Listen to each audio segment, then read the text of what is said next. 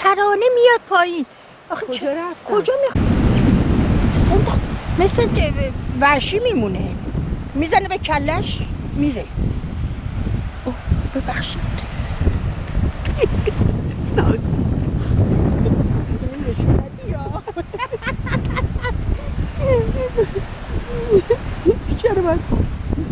بهراد سوره رو میگم.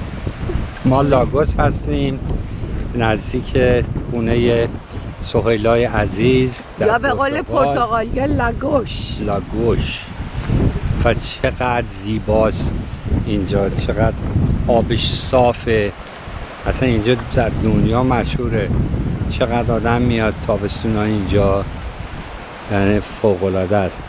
ما اگر خونه این کازنم نبود، سهیلای عزیز، ما تا 30 مایلی زدیم به شاه 30 مایلی محل زندگیشون، جا هیچ هتلی اویلیبل نبود.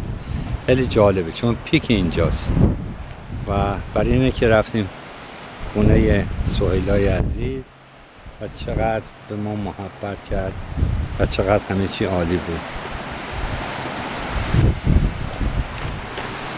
و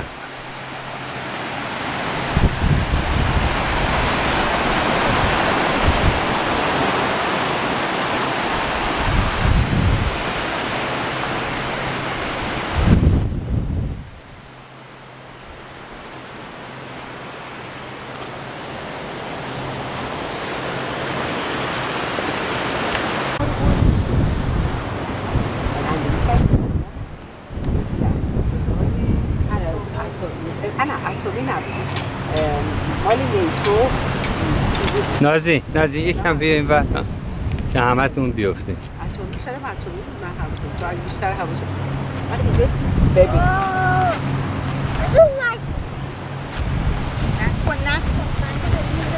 نه میدونی ما میدونی من هم توش رفتم یه دوست پیشنت باش باید مجبور بودیم.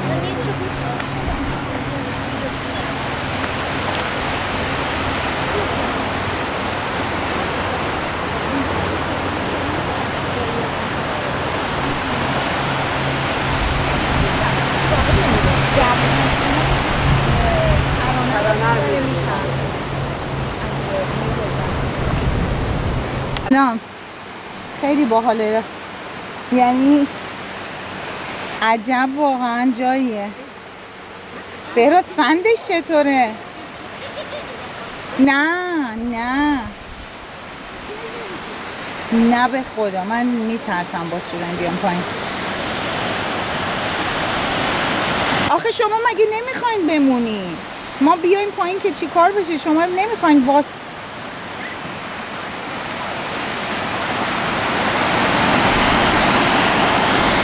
آخه دیگه تو این همه راه بیاین پایین دوباره برگردیم بالا.